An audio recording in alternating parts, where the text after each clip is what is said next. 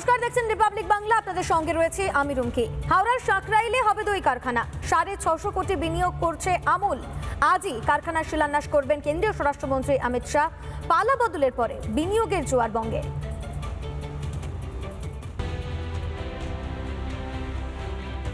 হুগলি থেকে গিয়েছিল টাটা, পাশের জেলা হাওড়ায় এলো আমুল। তৈরি হচ্ছে দইয়ের কারখানা। 15 একর জমিতে 650 কোটির প্রকল্প। রবিবার শিলান্যাস করবেন অমিত শাহ। চলছে শেষ মুহূর্তের প্রস্তুতি। एशिया का सबसे बड़ा दही का प्लांट यहाँ लगाने वाले हैं हम, और ये प्लांट से दही बनेगा, मिल्क बनेगा, मिल्क के पाउच और पनीर बनने वाला है। पूरे बंगाल के खेडूतों से अमूल संग लेगा और अमूल उसी बंगाल के दूध के सब बनावट बना के पूरे बंगाल में और अदर स्टेट में भेजेगा। বঙ্গে বিনিয়োগের জোয়ার। হুঁশিয়ারি ইস্পাতের পর এবার দুগ্ধ প্রকল্প। তৃণমূল জমানায় এ ছবি দেখা যায়নি। মন্ত্রী অগ্নিমিত্রার দাবি, বদলের বঙ্গে ভয় কেটেছে বলেই বিনিয়োগে ভরসা পেয়েছেন শিল্পপতিরা। ভয়ের পরিবেশে তো আর ইন্ডাস্ট্রি হতে পারে না, ভয়ের পরিবেশে তো আর এমএসএমই হতে পারে না, ভয়ের পরিবেশে তো আর ছোট ছোট দোকানদারের সেটাও তো একটা ব্যবসা, সেটাও হতে পারে না। মাননীয় মুখ্যমন্ত্রী প্রথম দিন থেকে বলে দিয়েছেন যে সব রকম সুবিধে আমরা ইন্ডাস্ট্রিকে দেব।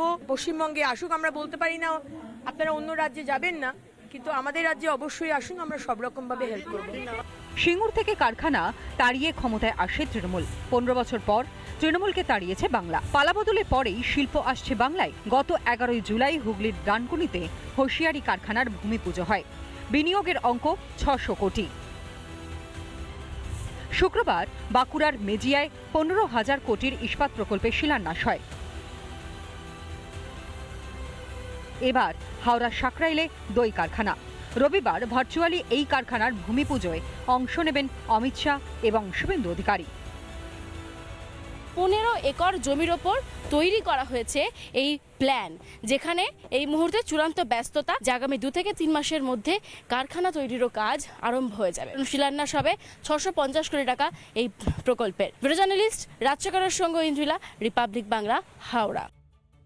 নানা ধরনের কন্টেন্ট দেখার জন্য লাইক করুন, শেয়ার করুন আমাদের ফেসবুক পেজ, সাবস্ক্রাইব করুন আমাদের ইউটিউব চ্যানেল।